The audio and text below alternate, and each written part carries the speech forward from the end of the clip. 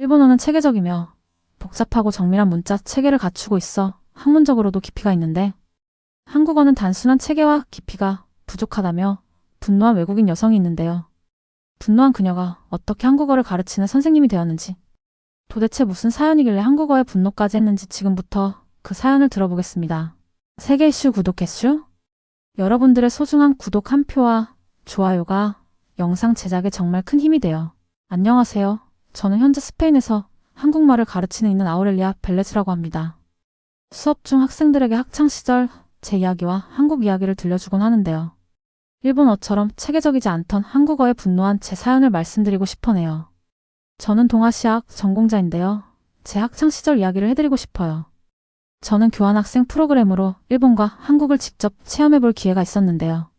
일본어는 체계적인 반면 한국어는 단순해서 깊이가 부족하여 화가 났었어요. 당연 체계적인 일본어에 관심이 생겨 일본을 선택했죠. 솔직히 한국인에 대해 부정적인 선입견을 가지고 있었긴 해요. 그 이유는 조금 후에 말씀드리고 싶어요. 제 전공이 언어이다 보니 제가 공부한 여러 자료에 따르면 일본어는 히라가나, 가타카나, 한자 등 복잡하고 정밀한 문자 체계를 갖추고 있어 학문적으로도 깊이가 있다고 들었거든요. 반면 한국어는 한글이라는 단순한 체계를 사용해서 너무 단순해서 감정이나 깊이가 부족할 것이라는 생각했고, 중국이나 일본에 비해 발음과 글자가 너무 이상하고 존댓말 체계나 복잡한 문법 때문에 한국어를 공부하면서 많이 불편했었어요. 그래서 저는 교환학생 시절 먼저 일본을 경험해보고 그 질서정연한 문화가 제게 어떤 영감을 줄지 기대하며 일본을 선택했어요. 비행기를 타기 전 일본과 한국의 언어와 문화에 관한 여러 자료를 꼼꼼히 읽으며 일본의 엄격한 규율과 체계적인 모습에 매료되었고, 그 반대인 한국은 학문적 깊이가 부족할 것이라는 선입견을 갖게 되었답니다. 그때 저는 비행기 안에서 창밖으로 펼쳐진 구름과 멀리 보이는 도시들을 바라보며 저는 일본의 문화 경험이 제 연구에 큰 영감을 줄 것이라 기대했어요. 그때 저는 아직 한국에 대해서는 아무런 기대도 없었고, 오히려 한국은 너무 단순해서 감정 전달에 한계가 있을 것이다 라는 부정적인 감정만 가득했어요. 일본 공항에 도착하자마자 모든 것이 깔끔하고 정돈된 모습을 보고 감탄했어요. 안내 방송은 차분하고 정중한 어조로 들려왔으며 안내판도 가지런히 배열되어 있었어요. 직원분들께서도 격식을 갖춰 인사해 주셔서 정말 이곳은 모든 것이 규칙에 따라 움직이는 나라구나라는 생각이 들었어요.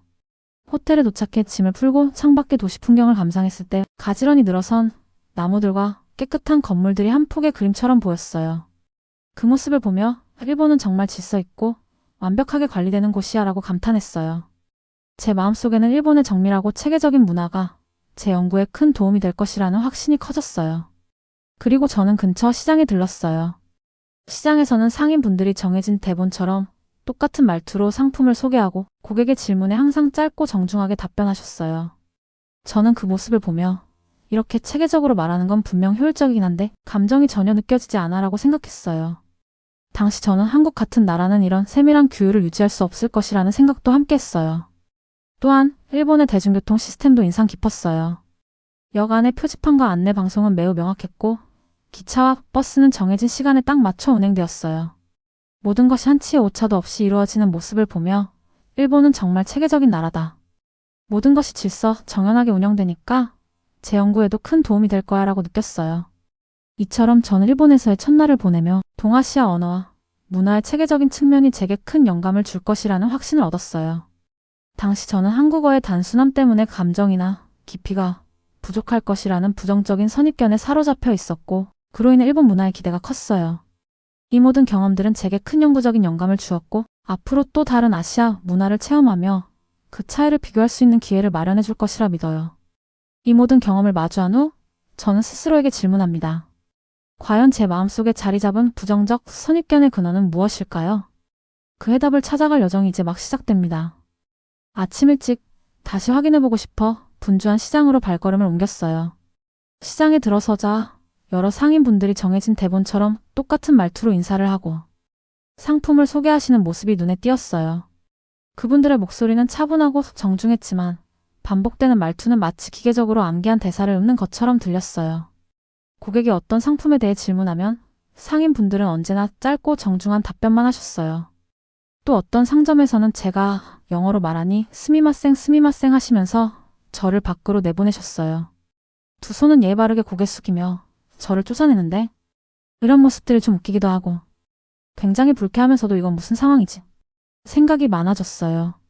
저는 그 모습을 보며 정말 효율적이긴 한데 감정이 전혀 느껴지지 않아요 라고 생각했고 제 노트에 여기서는 모든 것이 정해진 대본처럼 진행된다. 완벽하지만 따뜻함이 부족하다라고 적었어요. 시장 방문 후 저는 작은 노점에도 들렀어요. 노점 주인께서는 지나가는 모든 고객에게 똑같은 정중한 인사말을 반복하셨어요. 제가 간단한 질문을 드렸을 때 대답은 짧고 형식적이었어요. 이곳에서는 모든 것이 철저히 규칙에 따라 움직여 자연스러운 대화나 친근한 소통의 여지가 전혀 없다는 느낌을 받았어요. 점심시간에는 유명한 전통 스시 레스토랑을 방문했어요. 식당 내부는 조용하고 깔끔하게 정돈되어 있었으며 모든 테이블과 장식들이 아주 정밀하게 배치되어 있었어요. 저는 카운터에 앉아 셰프의 작업을 가까이서 지켜보았어요. 셰프께서는 한 점 한 점 스시를 천천히 정확하게 준비하셨어요. 모든 요리는 계획대로 나오고 플레이팅은 마치 예술 작품처럼 아름다웠어요. 그러나 식당 내의 대화는 너무 형식적이어서 웨이터 분들은 정중한 말투로만 주문을 전달했고 고객과의 소통은 거의 없었어요. 제가 셰프님에게 재료에 대해 질문드렸지만 그는 몇 마디 정중한 말만 하시고 바로 작업에 복귀하셨어요. 그의 솜씨에는 감탄했지만 대화가 너무 기계적이어서 이런 정밀함은 좋지만 좀 더 따뜻한 소통이 있었으면 좋겠어요 라고 생각했어요. 식사를 마친 후 저는 대중교통을 이용해 호텔로 돌아갔어요. 지하철역에 들어서자 모든 안내 방송은 차분하고 명확하게 들려왔고 표지판도 깔끔하게 정리되어 있었어요. 사람들은 모두 정해진 규칙에 따라 조용히 움직였지만 그 덕분에 자연스러운 웃음이나 친근한 대화는 거의 보이지 않았어요. 저는 모든 것이 완벽하게 운영되지만 진짜 인간적인 소통은 느껴지지 않는다라고 생각했어요. 특히 한 번은 길거리에서 현지인에게 길을 물어보았을 때가 기억에 남아요. 저는 정중하게 실례합니다. 이 주소로 가려면 어떻게 해야 하나요? 라고 물었어요. 그분은 짧고 형식적인 대답만 하셨고 미소나 친근한 말투는 전혀 느껴지지 않았어요.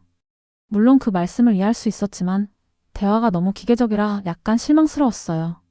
이처럼 하루 동안 저는 일본에서 모든 상호작용이 미리 정해진 대본처럼 진행되는 것을 체험했어요. 효율성과 질서는 뛰어났지만 동시에 사람들 사이에서 나오는 진심 어린 감정이나 따뜻한 연결은 거의 이루어지지 않는다는 것을 느꼈어요. 저는 일본의 언어의 사용은 체계적이고 정확하지만 때때로 진짜 감정을 전달하기 어렵다라고 제 노트에 기록했어요. 완벽하게 정돈된 일본의 체계 속 잃어버린 감정의 단서가 어딘가에 숨겨져 있다며? 그 해답은 다음 순간에 드러날 것입니다. 하루를 마치며 저는 조용한 거리를 걸으며 일본에서 본 모든 모습을 다시 한번 곱씹었어요. 깔끔한 거리와 차분한 분위기 속에서도 자연스러운 웃음이나 친근한 대화가 부족한 것이 안타까웠어요. 이러한 경험들이 과연 다른 문화에서는 언어가 좀 더 따뜻하게 사용될 수 있을까? 라는 질문을 던지겠어요. 이제 저는 일본에서 경험을 바탕으로 다음 여정에서 어떤 따뜻한 소통을 체험할 수 있을지 기대하며 마음을 다잡았어요. 일본에서의 경험을 곱씹으며 저는 언어가 단순히 정보를 전달하는 도구를 넘어서 사람들의 진솔한 감정을 나누는 중요한 역할을 해야 한다는 생각을 하게 되었어요. 일본에서는 모든 것이 정해진 틀 안에서 움직이면서 효율적이긴 했지만 그 엄격한 방식이 때때로 인간적인 따뜻함을 가로막는다는 느낌이 들었어요. 공원에 앉아 벤치에 기대어 주변을 바라보던 중 저는 스스로에게 질문을 던졌어요. 이렇게 엄격하게 정해진 말투가 사람들 사이에 진짜 감정을 전달할 수 있을까? 아니면 다른 곳에서는 좀 더 자연스럽고 따뜻한 소통이 이루어지고 있을까? 라는 생각이 계속 머릿속에 맴돌았어요. 이 질문은 제가 하고 있는 연구 주제인 아시아 언어별 정서와 소통 방식의 비교에 대한 관심을 더욱 깊게 해주었어요. 저는 스페인에서 자라면서 경험했던 따뜻한 인사와 자연스러운 대화를 기억했어요. 이웃이나 친구들이 서로에게 따뜻한 말을 건네며 웃는 모습을 보면 마음이 편안해지고 행복해졌던 기억이 있었어요. 만약 이런 따뜻한 소통이 다른 문화에서도 이루어진다면 사람들은 더 가까워질 텐데라는 생각이 들었어요. 이러한 생각들은 제가 일본에서 체험한 형식적이고 엄격한 소통 방식과 크게 대조되었어요. 시장, 노점, 스시 레스토랑에서 들은 모든 형식적인 대화들이 계속 떠올랐고 저는 이렇게만 말하면 정말 인간적인 연결은 어려울 것이다 라는 생각에 사로잡혔어요. 그래서 저는 정확함과 따뜻함, 이 두 가지가 조화를 이루면 얼마나 좋을까? 라는 새로운 기대를 품게 되었어요. 이 새로운 시각은 제 연구에도 큰 영향을 미칠 것 같았어요. 저는 앞으로 한국에서 체험할 따뜻한 소통이 어떻게 이루어지는지, 그리고 그 따뜻함이 사람들의 감정을 어떻게 나누게 하는지 직접 보고 싶었어요. 그래서 저는 제 마음속에 내일은 한국에서 진짜 따뜻한 소통을 경험해 보자라는 다짐을 하게 되었어요. 이처럼 일본에서의 경험을 통해 저는 언어가 단순히 정해진 규칙을 따르는 것이 아니라 우리가 어떻게 듣고 해석하느냐에 따라 그 의미가 달라진다는 것을 깨닫기 시작했어요. 일본의 체계적인 소통 방식은 효율적이지만 때때로 인간적인 감정이 제대로 전달되지 않는 한계가 있다는 것을 느꼈어요. 새로운 시각과 기대감 속에서 과연 한국에서는 어떤 따뜻한 소통이 기다리고 있을까요? 다음 챕터에서 그 실마리를 만나봅니다. 그리고 그 소통이 사람들을 어떻게 진정으로 연결시키는지 직접 체험하고 기록할 계획이에요. 일본에서의 엄격한 소통 방식을 겪은 후 드디어 저는 한국으로 향하게 되었어요. 하지만 이미 한국은 너무 단순해서 감정이나 깊이가 부족할 것이다 라는 부정적인 선입견이 제 마음속 깊이 자리 잡고 있었기 때문에 한국에 도착했을 때 그 따뜻한 분위기를 온전히 느낄 수 없었어요. 공항에 내리자 밝고 따뜻한 인사와 환한 미소가 제 눈에 들어왔지만 저는 그 따스함을 단순한 겉모습으로만 받아들였어요. 안내 방송에서 들려오는 안녕하세요 라는 목소리에도 제 머릿속에는 한국은 내 기대에 못 미칠 거야 라는 생각이 계속 맴돌았어요. 첫 번째로 찾은 곳은 동네의 한 작은 식당이었어요. 식당 문을 열고 들어서자 주인 아주머니께서 환한 미소로 어서 오세요. 편하게 앉으세요 라고 말씀해 주셨어요. 이 아주머니는 한국 사람이시지만 젊은 시절 스페인에서 살았던 경험이 있어 스페인어에도 능숙하셨어요. 제가 한국어에 익숙하지 않다는 것을 눈치채신 아주머니께서는 갑자기 스페인어로 다정하게 말씀하시기 시작하셨어요. Cuando llegaste por primera vez, te sorprendiste mucho. 해석하자면 처음 오셨을 때 많이 놀라셨죠. 음식은 처음에는 낯설 수 있지만 곧 익숙해지시면 그 따뜻함을 느끼실 거예요.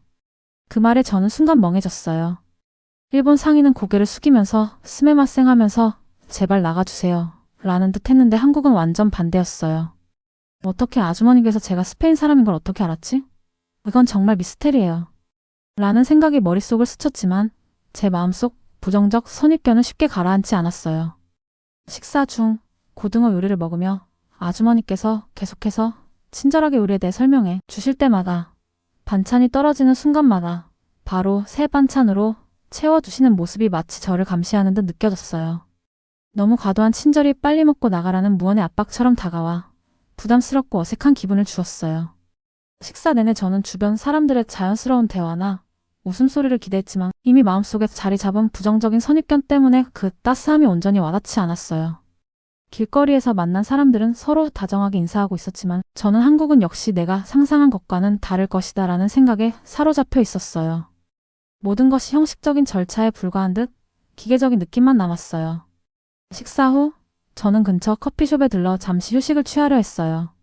커피숍에 들어서자 한쪽 구석에 사람이 없는 테이블 위에 노트북이 놓여 있었고 옆 테이블에는 핸드폰이 그대로 남아있는 모습을 보고 깜짝 놀랐어요. 우리 스페인에서는 이런 값진 기기들이 쉽게 도난당할 텐데 어떻게 이렇게 남아있을까? 라는 생각이 머릿속을 스쳤어요. 이 모습은 한국 사회 신뢰와 여유를 보여주는 동시에 저의 선입견에 의문을 던지겠어요.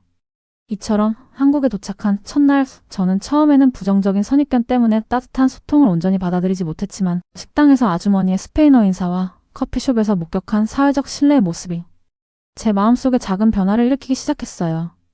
아직 완전히 마음을 열지 못했지만 이제 저는 한국에서도 진정한 따뜻한 소통이 가능하겠구나라는 가능성을 조금씩 받아들이게 되었어요. 하루 종일 한국에서의 다양한 경험을 겪으면서 저는 과연 한국에서는 정말 따뜻한 소통이 가능할까? 라는 의문과 함께 제 선입견이 옳은지 다시 한번 생각하게 되었어요. 아직 부정적인 감정이 남아있지만 이 경험들이 앞으로 제 마음과 시각을 어떻게 변화시킬지 그리고 한국 문화가 제게 어떤 새로운 영감을 줄지에 대한 기대와 불안이 동시에 제 마음을 채우게 되었어요. 따뜻한 소통의 비밀은 아직 밝혀지지 않았지만 이제 저는 한국에서의 첫날 경험을 바탕으로 앞으로의 여정에서 한국의 따뜻한 소통 방식이 제 선입견을 어떻게 바꾸어 놓을지 제 개인적 성찰과 연구에 어떤 영향을 미칠지 지켜보려고 해요. 한국에서 지낸 시간 동안 제 마음은 점차 한글과 한국어의 매력에 사로잡히기 시작했어요. 처음에는 단순하고 감정 전달에 한계가 있을 것이라는 부정적 선입견이 있었지만 한국어를 배우며 경험한 수업과 대화 속에서 그 생각은 완전히 뒤집히고 말았어요. 제가 참여한 한국어 수업은 매우 체계적이면서도 따뜻한 분위기였어요. 교수님께서는 밝은 미소로 안녕하세요, 여러분 이라고 인사하시며 한글의 탄생 배경과 그 단순하면서도 논리적인 문자, 체계의 우수성을 쉽게 설명해 주셨어요. 교수님은 세종대왕께서 백성을 위하여 한글을 창제하신 위대한 업적을 깊이 있게 다루며 그 덕분에 한국인들이 누구나 쉽게 자신의 생각과 감정을 표현할 수 있게 되었음을 강조하셨어요. 교수님의 말씀 한마디 한마디마다 저는 세종대왕의 위대함에 경탄을 금치 못했고, 이런 혁신적인 문자가 있다니 한국어가 세계적으로도 큰 영향력을 발휘할 수 있겠구나라는 차오르는 감정이 솟구쳤어요. 수업 시간 내내 한글이 가진 단순함 속에 담긴 깊은 의미와 그 논리적인 구조에 대해 배우면서 저는 한국어가 단순한 문자, 체계를 넘어 한민족의 정서와 문화, 그리고 자긍심을 담고 있다는 사실에 점점 더 감동받기 시작했어요. 한글의 각 글자와 소리가 어떻게 조합되어 하나의 뜻을 이루는지를 배우면서 그 체계적이면서도 아름다운 구조에 매료되었고, 이는 제게 한국어는 세계에 자랑할 만한 독특한 언어다라는 확신을 심어주었어요. 수업이 끝난 후 저는 집으로 돌아가는 길에 한참 생각에 잠겼어요. 버스 창밖으로 보이는 한국의 도심 풍경, 사람들의 분주하면서도 여유 있는 모습, 그리고 거리에서 들려오는 한국어의 짧고 경쾌한 인사, 소리들이 제 마음에 깊은 울림을 주었어요. 이 모든 것이 한글과 한국어 덕분이지 않을까 하는 생각이 들면서 저는 한국어의 단순함이 단순히 단순하다는 한계를 넘어 오히려 효율적이고 감정을 섬세하게 전달할 수 있는 강력한 도구임을 깨달았어요. 특히 세종대왕께서 창제하신 한글의 위대한 업적은 저에게 큰 자부심과 영감을 주었어요. 교수님께서 설명하신 내용과 함께 저는 세종대왕의 깊은 애민정신과 혁신적인 사고에 감탄했어요. 백성을 위하여 모든 사람이 쉽게 배워 사용할 수 있는 문자를 만들다니. 이것이 바로 세계에서도 통할 수 있는 진정한 문화의 힘이 아닐까. 이처럼 한글은 단순함과 동시에 한국인의 정체성과 자긍심을 담은 세계에 자랑할 만한 언어임을 확신하게 되었어요. 수업과 여러 경험을 통해 저는 한국어가 단순한 문자 이상의 가치를 지닌다는 사실을 체험하며 제 마음속에 깊은 믿음이 쌓이기 시작했어요. 이제 저는 한국어는 세계 어디서나 통할 수 있는 특별한 언어다라는 믿음을 갖게 되었고, 그 힘이 한국 문화와 국민 모두를 하나로 묶는 중요한 연결고리임을 깨달았어요. 이 모든 경험은 저의 연구와 개인적 성찰에도 큰 영향을 미쳤어요. 앞으로 저는 이 깨달음을 바탕으로 한국어와 한글의 우수성을 전 세계에 알리고 사람들 사이의 진정한 소통과 연결을 위한 다양한 방법들을 탐구할 거예요. 한국어의 단순함 속에 담긴 깊은 정서와 따뜻한 소통의 힘은 앞으로도 계속 제 마음에 큰 자극과 영감을 줄 것입니다. 한글의 위대한 힘에 감동받은 이 순간, 앞으로 어떤 놀라운 변화가 펼쳐질지 상상할 수 있나요? 일본과 한국에서의 다양한 경험을 통해 저는 언어가 단순한 단어 이상의 힘을 가지고 있다는 사실을 깊이 깨달았어요. 일본에서는 모든 것이 철저하게 규칙에 따라 움직였고 효율성과 정확성이 매우 뛰어났어요. 그러나 그 엄격한 체계 속에서는 때때로 진심, 어린 감정이 드러나지 않아 사람들 사이에 따뜻한 소통이 부족하다는 아쉬움이 남았어요. 저는 일본어는 정밀하고 체계적이지만 너무 형식적이라 진짜 감정을 전달하기 어렵다라는 생각을 제 노트에 적었어요. 맨 처음 제가 가진 선입견에 대해 이제야 말씀드릴 수 있겠어요. 대학교 과정에서 만난 2명의 아시아 학생들이 제 마음에 큰 변화를 가져다 주었어요. 한쪽은 일본인 학생이었고 다른 한쪽은 한국인 학생이었어요. 일본인 학생은 교수님과 친구들에게 언제나 예 바르고 친절하게 대화를 나누며 그의 말투에서 진심과 따뜻함이 자연스럽게 느껴졌어요. 그런데 제가 처음 만난 한국인 학생은 제가 듣기 하고 싶은 말을 다 하는 이기적인 태도를 보여 처음에는 한국 학생은 이기적이다라는 오해를 하게 되었어요. 그때 저는 꽤 분노하고 실망스러웠어요. 이미 저는 한국어는 너무 단순해서 감정이나 깊이가 부족할 것이다 라는 부정적인 선입견을 가지고 있었기 때문이에요. 하지만 시간이 지나면서 저는 그 오해가 제 한국어에 대한 미숙한 이해와 선입견에서 비롯된 것임을 깨달았어요. 결국 제가 들은 그 한국인 학생의 말투는 제가 한국어에 익숙하지 않아서 제대로 해석하지 못한 것일 수도 있다는 생각이 들었어요. 이 과정을 통해 아마도 제가 잘못 듣고 오해했을지도 모른다라는 중요한 깨달음을 얻었고, 그때 제 마음속에 있던 부정적인 감정은 서서히 사라지기 시작했어요. 내가 가진 편견은 그 문화를 얼마나 잘 이해하느냐에 따라서 달라질 수 있다는 것을 알려주었어요. 이처럼 일본과 한국의 언어 사용 방식을 비교하면서 저는 언어가 사람들 사이에 진짜 감정을 전달하는 데 얼마나 중요한 역할을 하는지를 다시 한번 깨달았어요. 일본에서는 모든 것이 미리 정해진 규칙에 따라 정밀하게 이루어지지만 그 엄격함 때문에 때때로 진솔한 소통이 어려워지는 한계가 있었어요. 반면 한국에서는 언어가 간결하면서도 따뜻한 감정을 자연스럽게 전달해 주어 서로의 마음을 잇는 다리 역할을 하고 있었어요. 이 모든 경험을 통해 저는 언어가 우리 사회에서 사람들 사이의 진정한 소통과 연결에 얼마나 큰 역할을 하는지를 다시 한번 깨달았어요. 결국 가장 중요한 것은 우리가 서로에게 진심을 전할 수 있는가 하는 문제라는 것을 확신하게 되었어요. 앞으로 저는 이 깨달음을 바탕으로 제 연구와 일상 속에서 서로의 마음을 열고 진심 어린 소통을 나누는 방법을 계속 고민할 거예요. 언어는 단순한 단어 이상의 힘을 가지고 있으며 그 힘은 우리 모두의 감정과 마음을 잇는 소중한 다리와 같아요. 그 다리가 따뜻할 때 우리는 서로를 더 깊이 이해하고 연결될 수 있다고 믿어요. 제 여정에서 배운 모든 깨달음은 앞으로 제 미래를 향해 나아가는 데 큰 힘이 될 거예요. 일본과 한국에서의 경험은 저에게 각각의 언어 사용 방식이 가지는 장단점을 명확하게 보여주었고, 저는 이제 언어가 사람들 사이에 진심을 전달하는 역할을 얼마나 잘할 수 있는지를 확신하게 되었어요.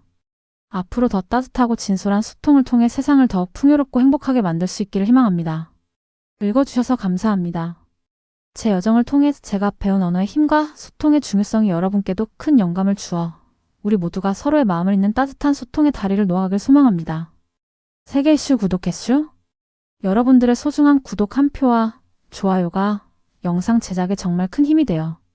세계 이슈는 곧 10만 되고 100만 됩니다. 더 좋은 양질의 세계 이슈를 공유해드리겠습니다. 어려운 거 아니니? 잊지 마시고 꾹 눌러주시고 가주시겠어요?